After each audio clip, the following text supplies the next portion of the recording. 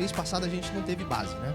A gente teve um congresso, que foi uma bênção. Quem participou, quem esteve aqui, realmente viu que foi uma bênção. Deus, como eu falei, Deus fala através de tudo, né? Da dança, dos louvores, da palavra. Então foi maravilhoso. A casa estava cheia, estava lotada, estava gostoso de ver. Muito bom essa comunhão. Só que a gente não para, né?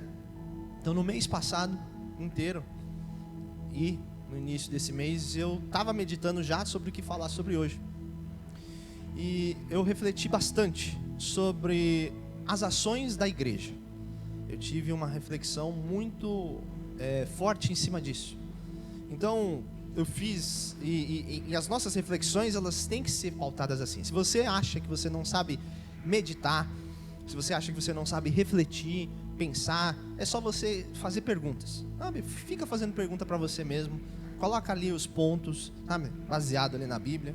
E uma das coisas que eu estava refletindo foi as ações da igreja. As ações da igreja nesses últimos dias, né? Nesses últimos dias. E uma das coisas que eu fiquei pensando é: a gente está fazendo a diferença? Sabe? A gente realmente se destaca?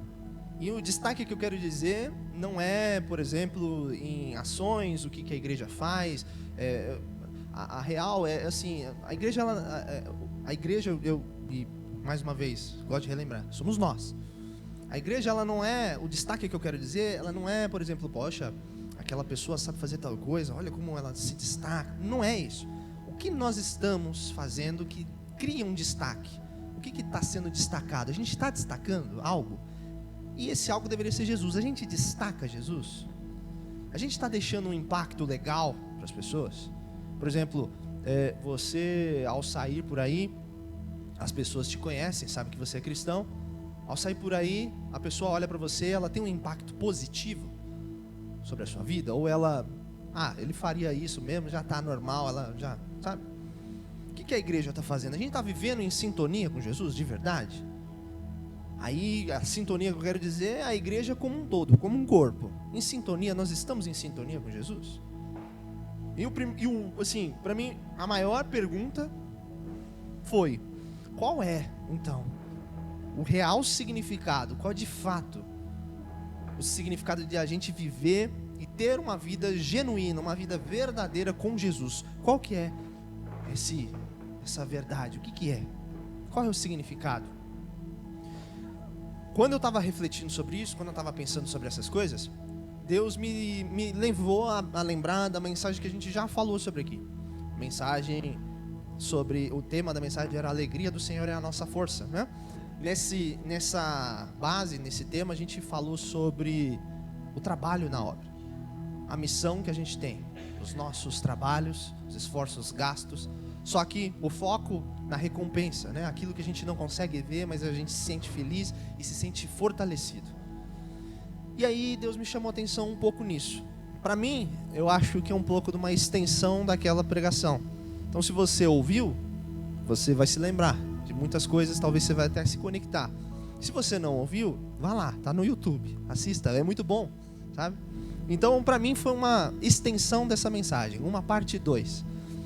Enquanto aquela mensagem a gente falava sobre a alegria do Senhor restaurar as nossas forças quando nós estamos cansados, no trabalho, na missão, na obra, hoje eu quero falar sobre uma outra coisa, também relacionada ao trabalho, à missão e à obra. O tema da nossa mensagem é: menos é mais. Quer dizer, menos é muito mais. E vocês já vão entender logo logo o que eu quero dizer. Para começar, eu quero ler o texto que vai ser a base do que a gente vai conversar aqui hoje, tá? Anotem aí, né? Deixa aí anotadinho para vocês lerem em casa depois também, com calma. O que eu quero ler com os irmãos aqui é Marcos 8:34. Marcos 8:34, tá? Vai estar aqui na tela também. Marcos 8:34 diz o seguinte, ó: então ele chamou a multidão e os discípulos e disse: se alguém quiser acompanhar-me, negue-se a si mesmo, tome a sua cruz e siga-me. Amém? Marcos 8:34. Vamos contextualizar aqui um pouco, tá? É importante e eu gosto de contextualizar, tentar entender ali o momento. O capítulo 8 de Marcos, a gente vai ver ações de Jesus, ações do ministério de Jesus. Só que o capítulo 8 de Marcos, ele é um compilado. Então, se você for ler o capítulo 8, você vai ver várias situações de Jesus ali. E é importante a gente ter uma coisa em mente, quando você for ler a Bíblia como um todo na sua casa. A Bíblia, ela não necessariamente, os versículos, seguem uma ordem muito próxima. Porque, por exemplo, aqui em Marcos 8, você vai ver ali a alimentação de 4.000 homens, a cura do cego de Betsaida, a confissão de Pedro sobre Jesus, quando Jesus pergunta: quem dizem que eu sou, né? E aí Pedro vira e fala: você é o Cristo, né? Isso tudo acontece, não necessariamente em ordem ali, olha, logo após, assim, tão rápido as coisas, né? É importante a gente ter isso em mente, porque o que acontece? Isso tudo é descrito em Marcos 8, e ali, um pouco antes do texto que a gente leu, a gente vê Jesus, após tudo isso que eu comentei, a gente vê Jesus conversando com seus discípulos, e Jesus estava falando sobre a sua morte. Ele já estava anunciando ali para eles e mostrando para eles o plano da salvação. Acho que eu imagino Jesus esquematizando tudo, falando assim: olha, já está tudo certo. O plano já está sendo cumprido. Foi feito, escrito e já está sendo cumprido, e todo em vias de fato de finalizá-lo. E ele está falando sobre a morte. Então ele começa a falar e explicar, não dá detalhes exatamente do que as palavras que Jesus usou sobre a morte, mas diz que ele foi muito claro. Falou que era necessário que ele morresse. Mas ele também explicou: eu vou ressuscitar. Haverá isso. E aí a gente vê Pedro, ele estava movido da humanidade dele. A carne dele estava falando alto, e eu imagino que ele ficou indignado de ouvir do próprio mestre que o mestre teria que morrer. Então ele estava repreendendo Jesus. Até porque naquele tempo o povo não tinha, mesmo os discípulos, eles tinham uma visão ainda equivocada do que Jesus era. Eles achavam que Jesus vinha para salvar Israel ali na terra. Eles achavam que Jesus vinha como rei físico, rei ali para fazer política. Então, acho que Pedro olhou e falou assim: não, como assim? Você ainda nem terminou, você nem começou, na verdade, né? Eu imagino. E Jesus dá uma repreendida nele, até fala: para trás de mim, Satanás, né? Porque ele não estava enxergando, na verdade, o plano divino. Ele não estava enxergando o que Jesus estava fazendo ali. Então, Jesus dá uma repreendida nele, e aí entra o versículo que a gente leu. Que Jesus, ele pega, chama todo mundo que estava ali com ele, os discípulos, e tinha uma multidão com ele, onde Jesus estava nesse momento da vida de Jesus, onde Jesus ia, e os seus discípulos e mais um monte de gente acompanhando para observar. Então, nesse momento, Jesus reúne todos os discípulos, chama a multidão e fala isso que a gente viu. Ele compartilha uma informação muito importante, a informação crucial aqui para uma vida cristã. Ele compartilha e fala assim: ó, você quer me seguir? Beleza, você tem duas coisas aqui para fazer. Você primeiro tem que se negar, e depois toma a tua cruz, aí sim segue-me. E aí é aqui que a gente vai entrar. Eu quero analisar com os irmãos, dividindo em duas partes. Primeiro vamos entender, negue-se a si mesmo. Depois vamos entender, pegue sua cruz. Negar a si mesmo é muito simples. A própria frase já diz o que é. Negar a si mesmo é você dizer não para você mesmo. Negar a si mesmo, você vai falar: não vou fazer tal coisa. Mais profundo, negar a si mesmo é você deixar você mesmo de lado. Tudo aquilo que você quer, tudo aquilo que você acha bom para você, todos os seus pensamentos, sentimentos sobre você, você vai deixar de lado. Você vai pôr para trás, não importa mais. Não importa o que eu quero, não importa o que eu sinto, não importa o que eu estou pensando agora. Eu me neguei, me joguei para trás, deixei para trás. Só que tem um intuito. Negar a si mesmo, você deixa tudo para trás, você deixa o seu eu para trás, as coisas que te importam para trás, para se preocupar com os outros. Entendeu? Então, se eu me deixo para trás, eu vou me preocupar com a Denise. Agora, as dores da Denise, os pensamentos da Denise, o que ela está passando, as coisas boas, as coisas ruins, é minha preocupação. Eu não me preocupo comigo, eu me preocupo com ela. É isso. Negar a si mesmo é você se preocupar, deixar de lado você para algo muito maior do que você. Um prol muito, significativo. Isso é negar a si mesmo. Você focar nos outros com generosidade, se destravando daquilo que você pode ou não pode fazer. Você foca no bem coletivo. É isso. Negar a si mesmo é isso. Então esse é o primeiro ponto que Jesus falou. Falou assim, então quer me seguir? Então faça isso. Não foca mais em você. Para de ser egoísta. Né? E às vezes a gente fala egoísta, parece ruim, né? Parece que a gente nunca é egoísta. Mas quando a gente, por exemplo, pensa, sei lá, pegar um exemplo. Você está numa fila na padaria. Alguém corta tua fila, passa na tua frente. É instintivo, né? A gente, não, vai pro fundo. A gente está sendo um pouco egoísta. Estou pensando em mim. Ela vai pegar meu lugar, vou ficar mais um tempo, né? Isso é ser egoísta, né? Então a gente acaba sendo. Então, primeiro ponto, Jesus fala, para de ser egoísta. Comece a pensar no bem dos outros.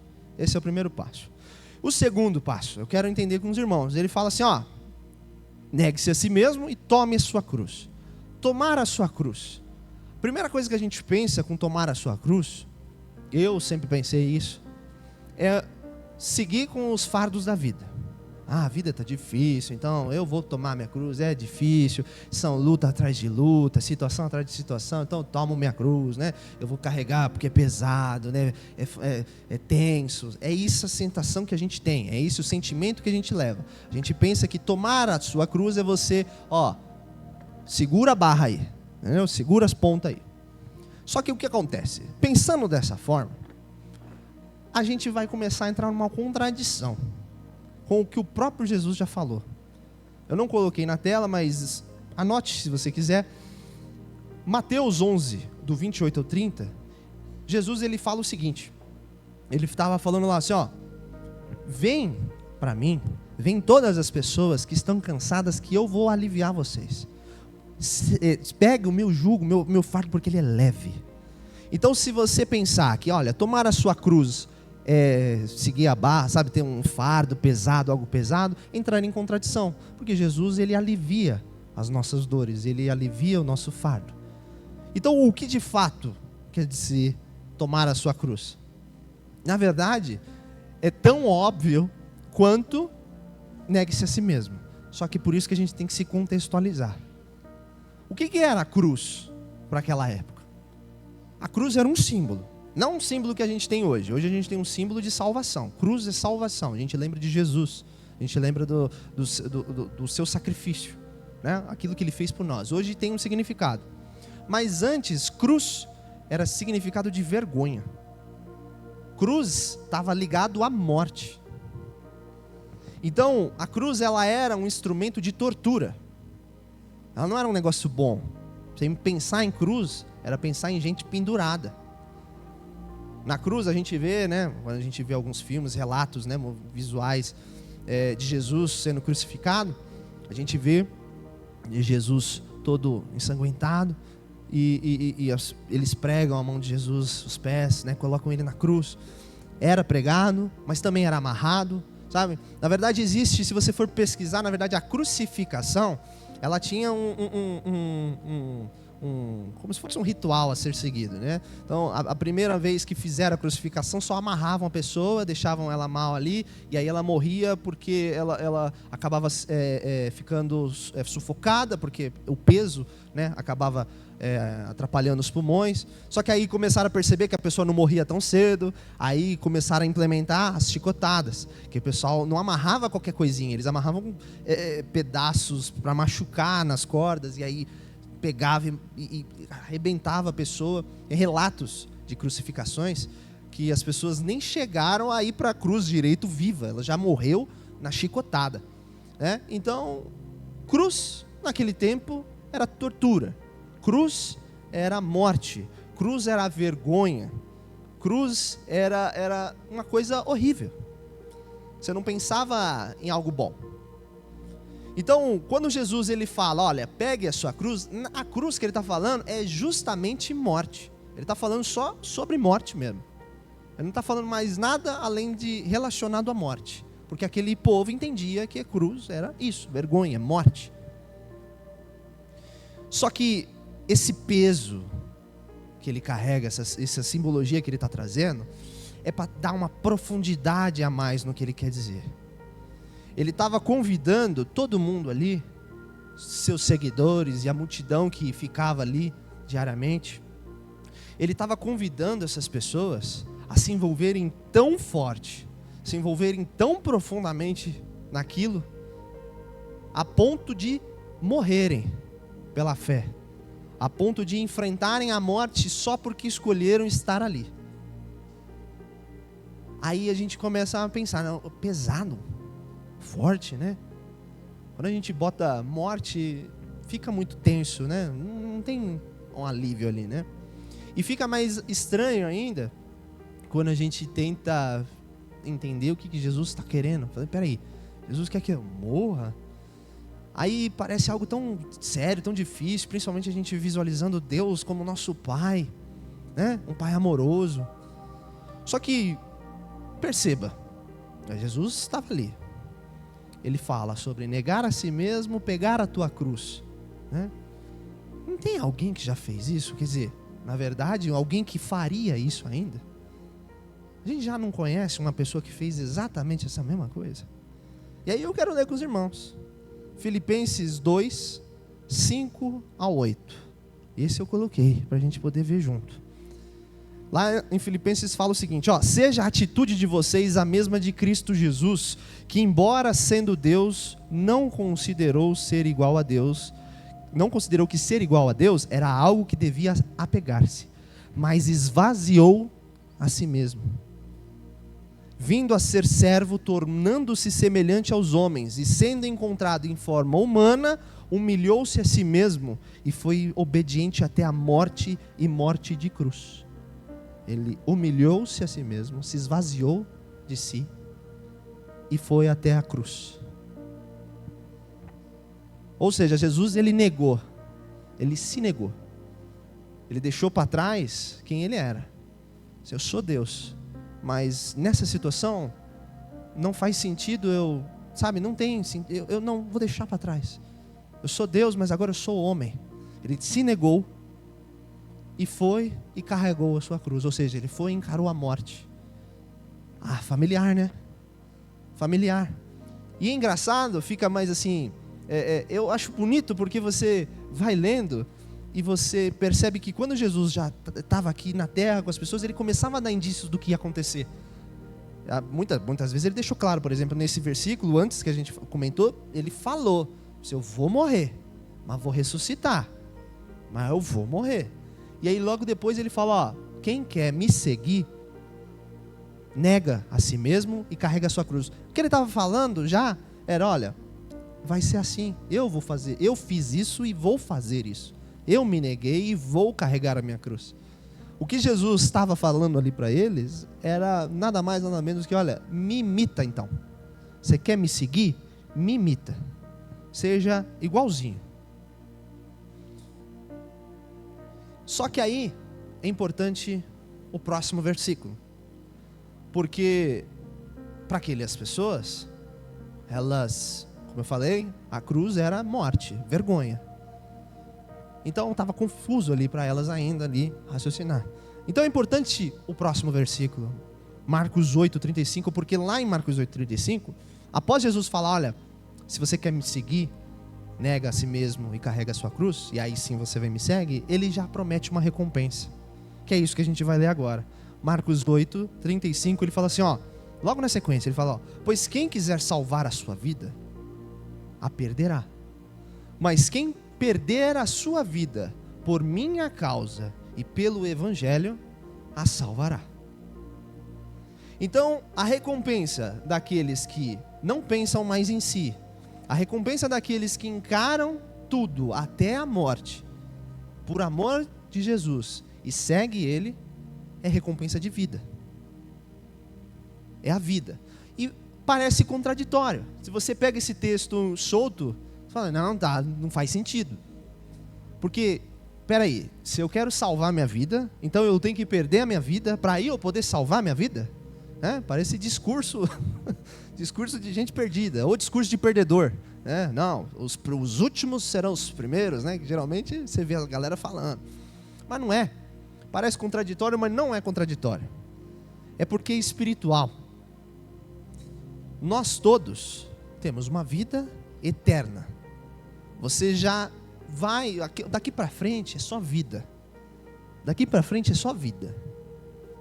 Você tem vida eterna. A diferença é aonde é que você passa essa vida eterna. E a diferença é que hoje nós vivemos uma vida terrena. Após a nossa vida terrena, vamos continuar vivendo. Não há, a morte é só carnal, mas o espírito vive. Então, o que Jesus estava falando não era terreno. Jesus ele já estava olhando pelo espírito.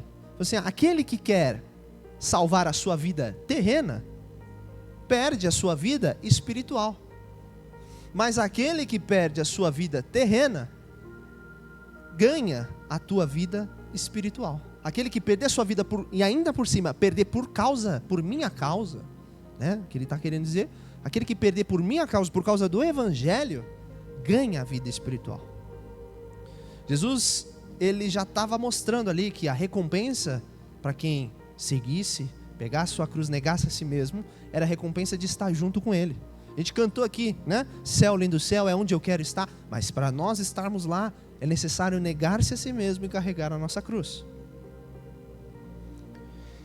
E aí quando Jesus ele veio para cá em forma humana, e a gente viu, ele deixou para trás, ele não era ali, ele era humano, homem, ele se negou.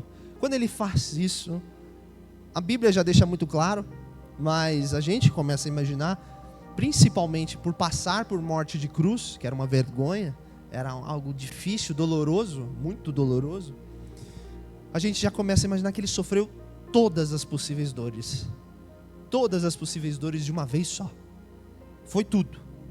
Porque ele foi preso ali, primeiro foi chicoteado, arrancado, ficar até quase o osso, né? Na carne viva. Ainda fizeram ele realmente sair de um lado carregando a cruz até chegar lá, depois penduraram ele, ficou ali todo machucado, não conseguindo nem se manter em pé. Outro relato é que era muito complicado, de quem estava nessa situação, de falar. Então a pessoa se poupava, ela não falava, né? Era poucas vezes, como a gente até viu que Jesus, ele bradou antes, né? Então era poucas vezes que a gente vê isso. Mas pensando nisso, ele sofreu como acho que ninguém sofreu até então, né? Só que esse sacrifício que ele passou, essa dor que ele passou, tinha um foco. E ele sabia que esse sacrifício ele proporcionaria vida, né? Proporcionaria salvação para todos nós. E aí, sacrifício é a palavra-chave daqui. Sacrifício é uma palavra muito importante para tudo isso. Porque para alcançar algumas coisas, tem que ter sacrifício. E aí, não se assuste com sacrifício. A palavra sacrifício, às vezes, ela pode até ser muito forte. Você pode achar ela meio dolorosa. Mas sacrifício é algo que a gente faz todos os dias. Sacrifício é algo que a gente está acostumado a fazer. Parece pesado, mas a gente segue. Por exemplo, vou falar de mim, quando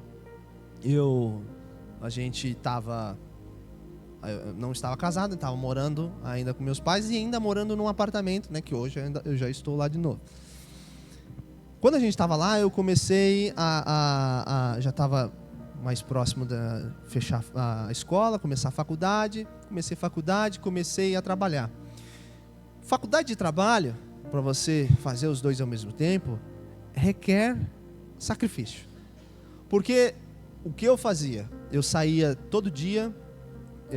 e lá onde eu moro é um pouco mais distante, então eu tinha que sair de casa umas 6 horas, então eu acordava 5 e pouco. Às 6 horas eu saía, subia um morrão, que eu sempre subia agradecendo a Deus aquele morro, que eu falei, meu Deus, que difícil. Já era a minha caminhada matinal.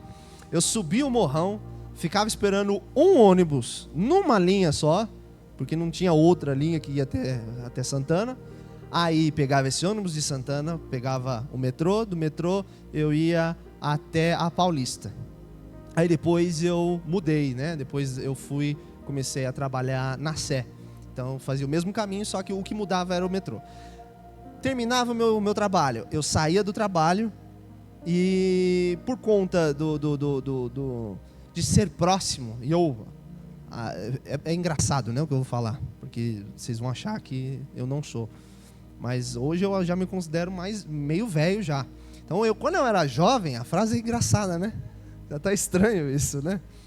Eu não sei. Eu já falei para vocês que eu tô no limbo. Eu sou muito novo para ser velho e muito velho para ser novo. Eu tô nesse limbo aqui, entendeu? É difícil me encontrar. Sabe? Às vezes eu vejo o pessoal mais novo conversando umas paradas, eu já viajei. Já não tô mais nessa, né? E aí eu vejo a galera mais velha falando, eu também não tô entendendo muito bem. Então eu tô nesse limbo, né? Mas quando eu era mais novo, eu aguentava bem. Então eu falei, não, eu vou andando. Então eu saía 4 horas da Paulista, eu estudava no Mackenzie, então era na Consolação. Então Paulista, eu ia tudo, eu trabalhava no número 800, então vai até 2000, quase 1 quilômetro, mais 1,5 km, né? Andando, descia a Consolação, chegava no Mackenzie, estava tranquilo. Quando eu me mudei para Sé, eu botei na cabeça que não, vou fazer a pé. Aí eu gostei tanto de andar na Paulista, que eu fazia? Eu saía da Sé, subia a Brigadeiro, passava pela Paulista e descia para Consolação, entendeu? Eu gostava de fazer uma volta. Aí eu botava um fone, escutava uns louvor, ia conversando doidão, né, com Deus, e eu estava bem.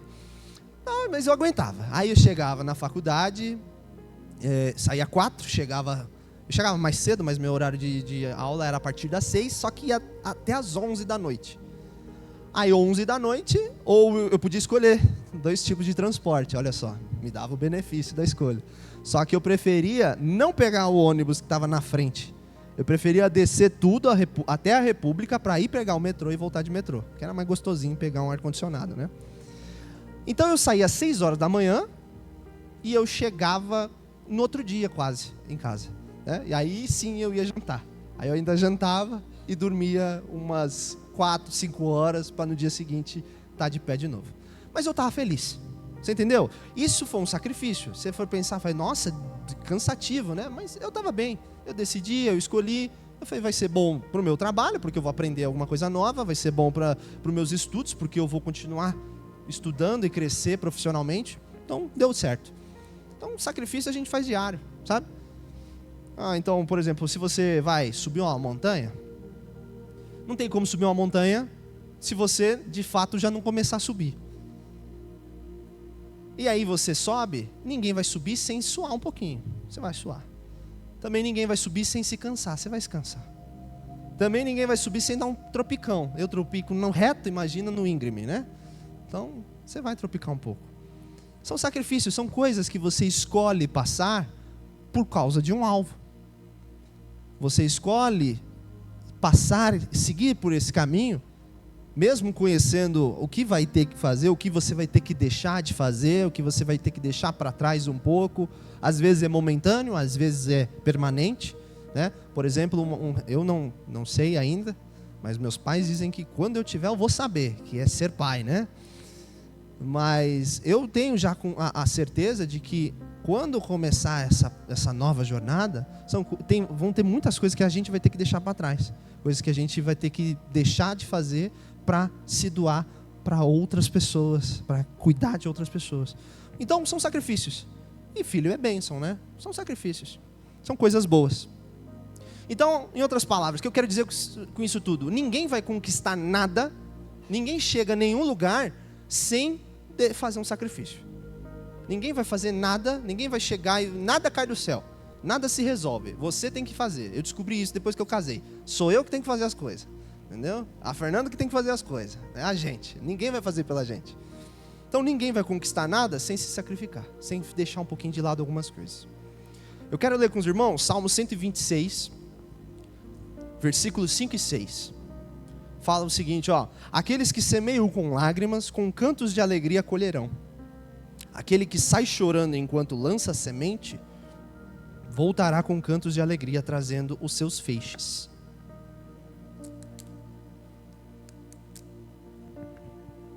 Então, semear com lágrimas é uma prática, para quem entende, que a caminhada para a gente ser igual a Cristo, é uma caminhada de pequenos sacrifícios, mas com foco na recompensa. Então você semear com lágrimas, para colher com canto, Na verdade é você se esforçar, dar os seus 110, 120, 130% para chegar lá no fim e você ficar bem. Você colher aquele esforço, né? E aí entra um pouco que eu comentei, entra um pouco do que a gente já conversou. Se esforçar para que no fim você tenha uma recompensa de fortalecimento, uma alegria, algo que você não consegue explicar, né? Algo que é de dentro, é do espírito. Então, semear com lágrimas é isso. É entender que a caminhada para a gente ser igual a Jesus, igual a Cristo, é uma caminhada de pequeno sacrifício com foco na vida eterna. E entender que se for necessário, eu vou dar a minha vida para Cristo. Eu vou doar a minha vida para Cristo.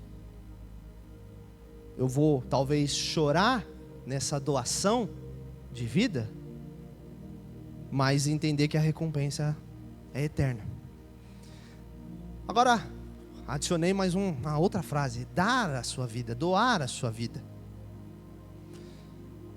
O que significa isso, né? Vai além da ideia convencional. Porque a gente pensa doar a sua vida, a gente já pensa em sacrifício extremo. Também é. O sacrifício que Jesus fez na cruz, ele doou a sua vida. Ele se deu por inteiro. Sacrifício extremo é doar a sua vida. Mas também existem outras maneiras de você doar a sua vida. Você se dedicando, investindo tempo, esforço, dedicação. Você doa a sua vida de uma maneira ativa. Você está ativo, se dedicando, se esforçando, se entregando, fazendo as coisas. Um exemplo muito claro para a gente compreender isso, sobre o que é doar a vida. A gente consegue ver 2 exemplos numa vida só. Vida de Samuel. Samuel é legal porque ele é um dos poucos personagens que a gente consegue ver até desde a sua infância. E a gente consegue ver até um pouco antes da sua infância. A gente conhece que Samuel, ele era filho de Eucana e Ana. Só que o destaque aqui é Ana. Porque Ana, ela era estéril. E isso deixava ela muito triste. Porque, mais um outro ponto para a gente pensar, tá? Naquele tempo, a mulher, ela ter filhos era ser bênção. A mulher que não tinha filhos é porque ela estava como se ela tivesse um pecado. Você entendeu? Então, quando a mulher ela era estéril, ela era considerada como se estivesse em pecado. Porque ela não tinha essa capacidade de reproduzir, né? Seguir os mandamentos que Deus tinha dado, né? Então era considerado, então ela ficava chateada, ela tinha tristeza profunda e agravava, porque naquele tempo também os homens tinham várias mulheres e Eucana tinha Penina. E Penina provocava Ana muito, então ela ficava muito brava, muito triste, uma situação assim tensa. Num momento, Ana decide ir até o santuário de Deus ali. E ela ali começa a orar. E ela faz uma promessa junto com Deus. Ela fala assim: olha, se o Senhor me abençoar, como promessa, eu entrego o meu filho ao Senhor. Então ela estava dando a vida ali, né? Então, se o Senhor me abençoar, eu te dou o meu filho para ser consagrado. Aí ele chegou, o sumo sacerdote, ele chega e assegurou para Ana que Deus atenderia seu pedido. E atendeu. Samuel nasceu e fielmente ela, logo bem cedo ainda, ela entrega Samuel aos cuidados de Eli para se dedicar ao serviço do Senhor. A entrega de Ana, a gente já vê, é uma entrega da vida dela. Ela entregou literalmente uma vida a Deus para seguir, para servir ao Senhor. E Samuel também entregou sua vida, porque em resposta a isso de Ana, em resposta a sua mãe, em resposta a tudo isso que aconteceu, ele se dedicou, ele serviu, ele se prontificou a estar ali, ele continuou, ele não largou tudo, ele deu a sua vida, fez da sua vida o seu ministério, ele viveu ali. Ambos entregaram a sua vida. Entende agora? Dar a sua vida não necessariamente é o extremo, mas é isso, você entregar, se dedicar, você se doar. Aí eu te faço uma pergunta, E é aquelas perguntas que você não precisa responder para mim, mas responde para você, no seu interior. Você está pronto para doar a sua vida? E aí eu estou falando de tudo. Você está pronto para doar a sua vida para Deus? Eu creio que a maior parte das respostas vão ser sim, eu estou pronto. Eu estou pronto para me doar por inteiro para Deus. Eu estou pronto para, se alguém chegar e falar assim, nega a sua fé, eu falo, eu não vou negar e morrer por Cristo. Tenho certeza que muitos vão falar isso. Só que muitas vezes a gente se pergunta assim, como é que eu faço então? Eu estou pronto, mas como é que eu faço? Para isso eu quero ler com os irmãos Mateus 25, o versículo 37 ao 40. Que fala, isso aqui é clássico, vocês já conhecem. Então os justos responderam, Senhor, quando foi que nós vimos o Senhor com fome e lhe demos de comer? Ou com sede e lhe demos alguma coisa para beber? Ou como estranho e o socorremos? Ou nu e o vestimos? Quando foi que vimos o Senhor doente ou na prisão e o visitamos? E o rei lhes dirá, digo a verdade a vocês, quando vocês fizeram isso ao menor destes meus irmãos, estavam fazendo a mim. Amém? Então quando Jesus está falando assim, olha, quem entregar a sua vida por minha causa, quando ele está usando, né? Quem entregar a sua vida por minha causa, a gente está falando dessa questão. Lá no versículo que a gente leu de Marcos, quando ele estava falando, olha, aquele que tenta salvar a sua vida vai perder, mas aquele que se entrega e por minha causa vai se salvar, ele está falando sobre isso. Entregar a vida para Jesus, olha só que interessante, é você entregar a vida pelas pessoas. Qualquer pessoa. A gente tem que parar de pensar, porque assim, tem que pensar, né, naquilo que Jesus fala, tem que fazer o bem ao seu próximo, né, amar seu próximo como a ti mesmo.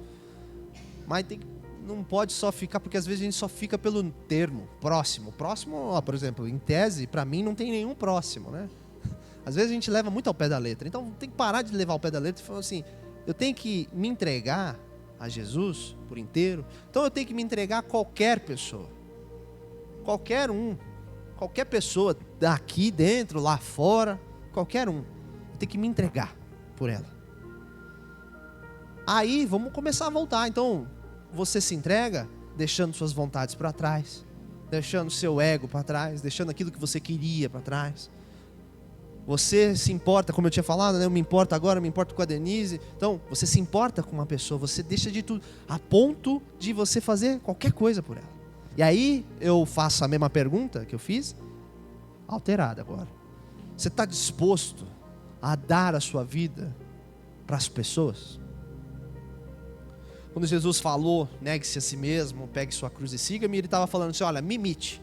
E quando ele falou me imite, quando ele estava falando imitem as minhas ações, ele queria que a gente começasse a observar o que ele faria, mas principalmente que a gente observasse o seu último ato aqui na terra, que foi seu sacrifício, e fizesse aquilo que ele estava fazendo pelas pessoas.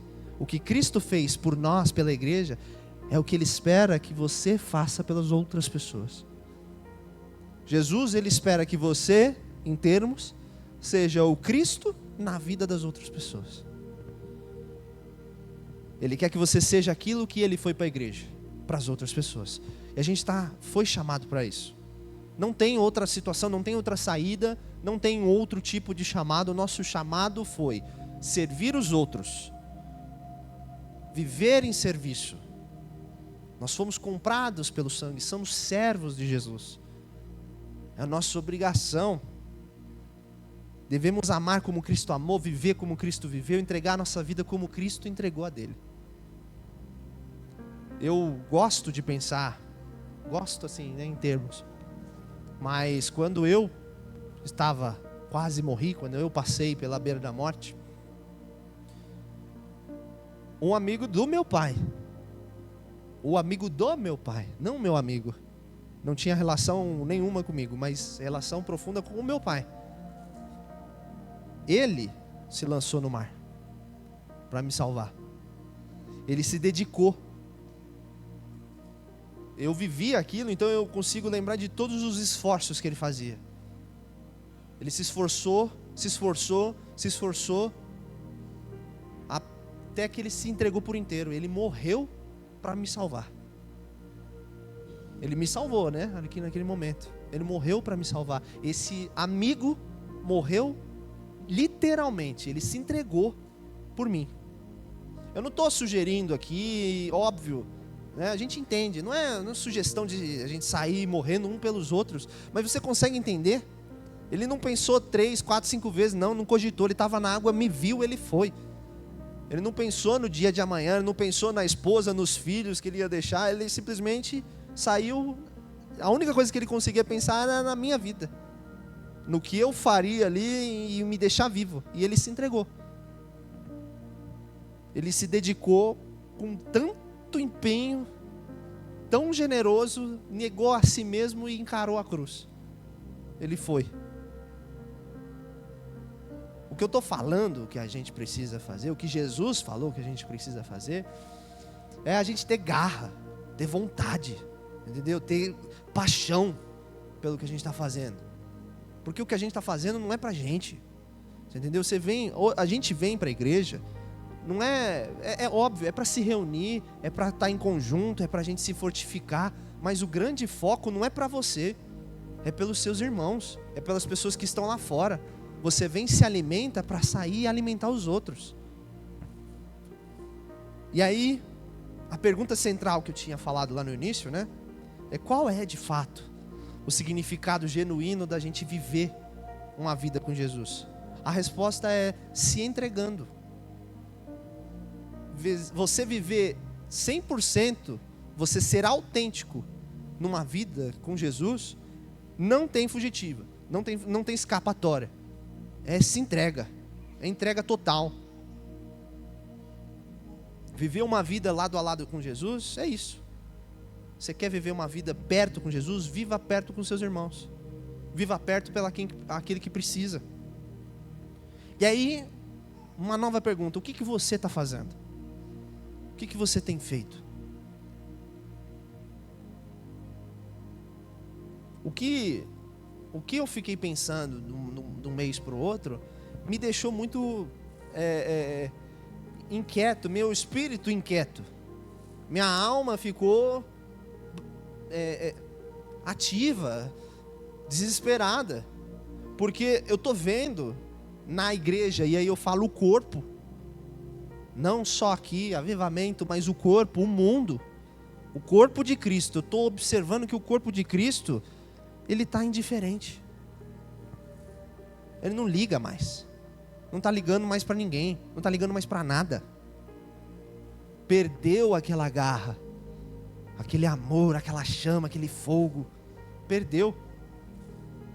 Não está mais aspirando ser igual a Jesus. Se eu só amei Jesus, já basta. Uma coisa que eu odeio hoje em dia é virar e falar para mim: se Jesus não agradou todo mundo, eu que vou agradar. Assim, ninguém mandou você agradar, mas você tem que viver com os outros. Não usa isso como muleta para a tua vida, você entendeu? E aí, uma das coisas que eu mais vejo, uma das coisas que eu mais escuto, é que a justificativa para as pessoas não se entregarem, para as pessoas não se sacrificarem uns pelos outros, é que é difícil, é muito complicado. A jornada é muito cansativa, dói muito, sabe? Eu me canso demais, eu faço, sabe? Muitas e muitas desculpas. E aí eu não consigo pensar em outra coisa, se não pensar que Jesus entregou sua vida. Você entendeu? A gente está falando de vida, por isso que eu gosto da Páscoa. Porque aí na Páscoa a gente coloca filme, a gente assiste, às vezes acaba sendo obrigado a assistir, porque nos canais acaba passando a paixão de Cristo, né? A gente vê sangue de Jesus. Às vezes é importante a gente ver para a gente se lembrar que foi sangue, não foi mentirinha não. Não foi historinha para boi dormir. Aconteceu, Jesus morreu. Morreu por gente que nem precisava, não era para estar lá. Morreu por gente que não merecia nada. Morreu por ladrão, por gente boa, morreu por todo mundo. Ele experimentou todo tipo de dor. Entendeu? Ele experimentou qualquer, assim, você nem... tudo. E aí, a gente não merecia.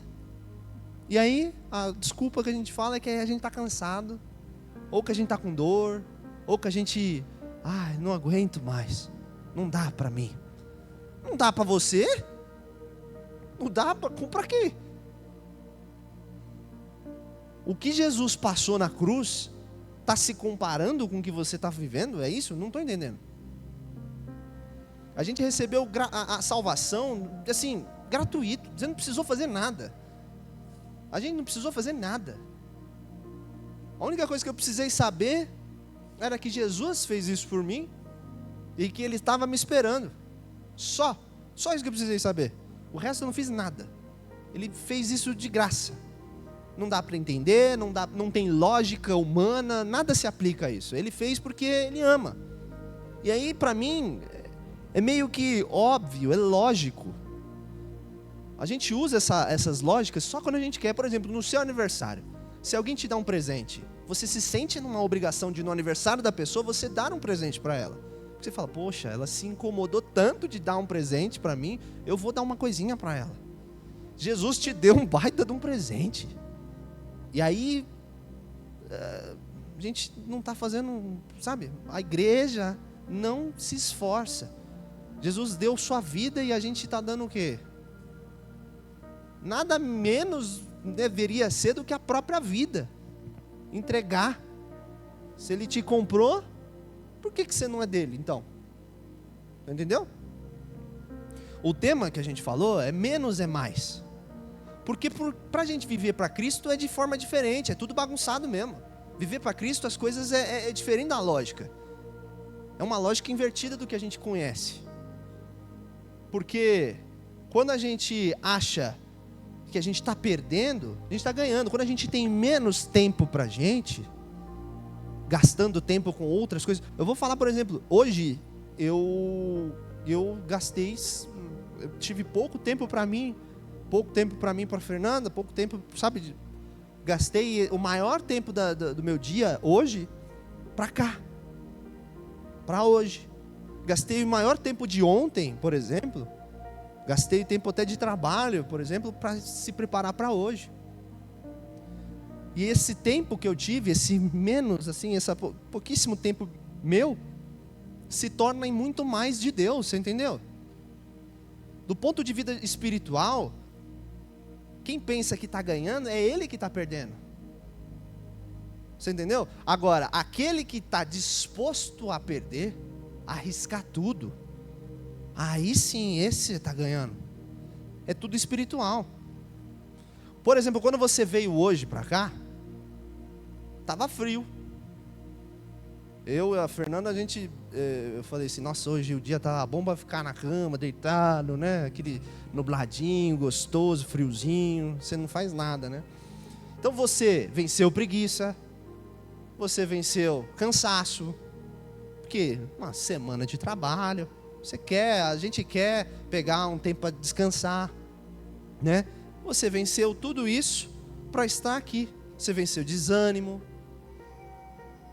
E aí, aparentemente, você está perdendo tempo. Aparentemente, você está perdendo tempo.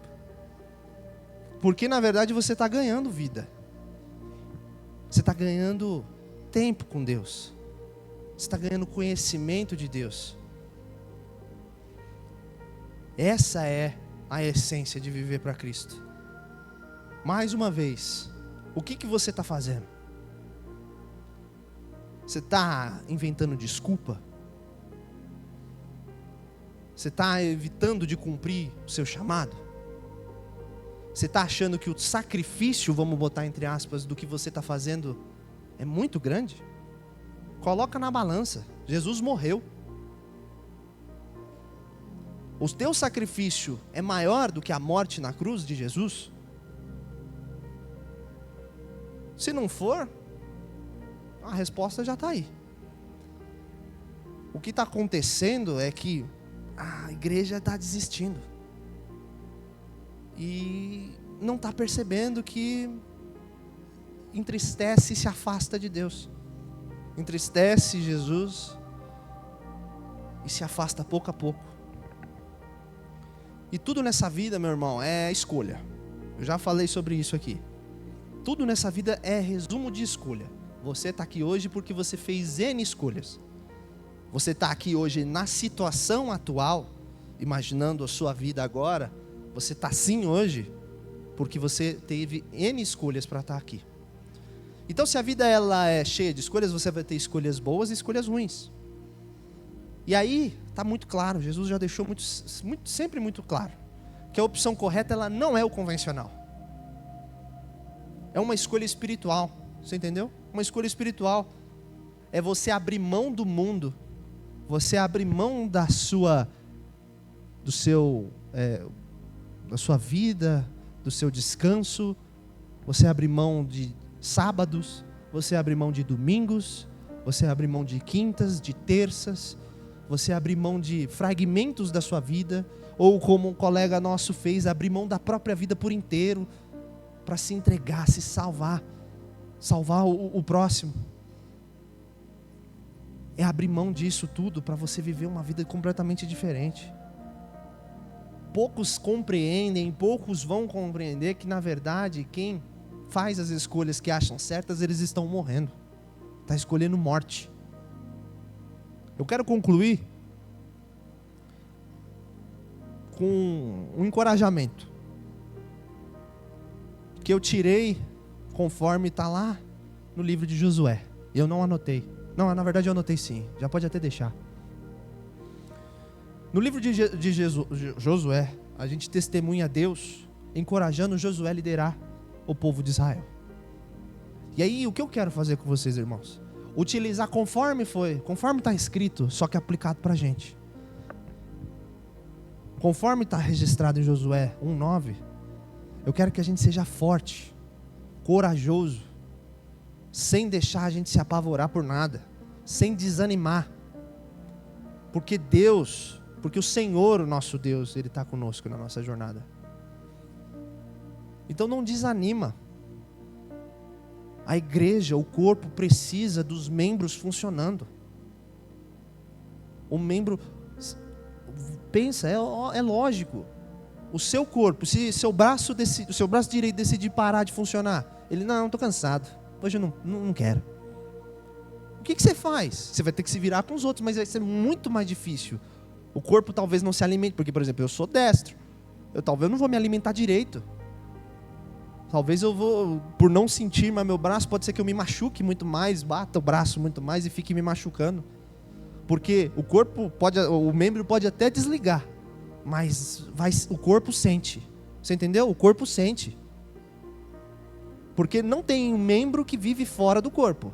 Se eu cortar minha mão, ela fica podre. O corpo vive, mas a mão fica podre. Agora, se a mão continua no corpo, mas ela desiste, ela não quer mais funcionar, por ela decidiu, mas o corpo sente. Se o meu pé parar, se minhas pernas pararem, o corpo sente. Então não desanime. Jesus, Ele te ama demais. E se você ama a Jesus, e se você fala para você mesmo, nem precisa ser para os outros, se você em casa fala para você mesmo que você é seguidor de Jesus, seguidor de Cristo, se você fala que você é um cristão de verdade, você tem que estar pronto para deixar você para trás. Você tem que estar pronto para não viver mais a tua vida. Você tem que estar pronto para morrer se for necessário. E eu quero dizer isso porque hoje no Brasil, na situação atual, a gente não vive momentos em outros lugares que a gente vê que as pessoas são mortas pela sua fé. No Brasil a gente não vive isso, né? Mas o que eu quero dizer é que você tem que estar pronto para morrer pelos outros, como o que o nosso amigo fez por mim. Eu não merecia, nem da família dele eu era, e ele morreu por mim. Então a gente tem que estar disposto a doar tudo. Se você já está pronto para morrer pela pessoa, você está pronto para fazer o que for. Estar com ela, viver com ela, estar ali presente. Se você ama Cristo, se você ama o Evangelho, você tem que estar pronto para trabalhar. Não tem Não existe folga, você entendeu? Parece ruim, mas não é ruim. Por isso que linka com outro, porque o trabalho vale, a recompensa ela é espiritual, a recompensa ela é interna. Experimenta. Se esforça um dia em prol de algo para o reino. Se esforça um dia, por exemplo, em pregar o evangelho na rua. Se esforça um dia, por exemplo, em vir para a igreja e fazer algo por ela. Pela igreja, e agora eu estou falando do lugar. Se esforça um dia em vir aqui, por exemplo, limpar a igreja. Se esforça um dia em vir mais cedo para orar pelo local. Se esforça para fazer algo que você vai ver que é recompensador. Não é físico, não é material, não é palpável. Ele é espiritual. Então não para não, por favor. Independente de onde você está, independente do que você está fazendo, e aí eu estou falando no geral. Se, por exemplo, se você tem alguém que você está falando sobre o evangelho, mas você acha que essa pessoa está desistindo, que ela não vai para frente, você está desistindo dela, não para, por favor. Você entendeu? Porque eu não estou ali, mas eu vou sentir a perda dela.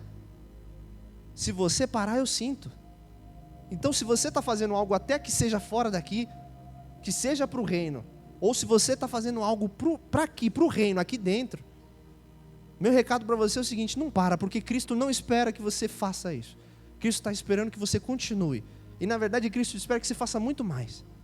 Eu brinco, eu falo que a minha vontade inicial, e eu oro a Deus que um dia isso possa ser concretizado, é que a base ela seja o mês inteiro. Todo sábado, se desse, eu queria. Você entendeu? E juro que eu quero me esforçar a conseguir tentar aumentar talvez umas 2, ou fazer coisas a mais, mas assim, eu não quero mais parar.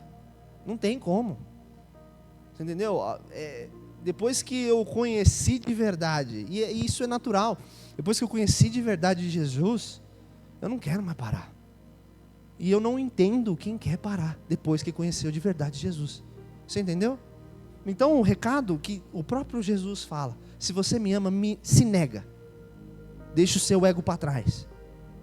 E se possível, né, se for necessário, dê a sua vida pelo evangelho. Se for necessário o sacrifício extremo, que faça.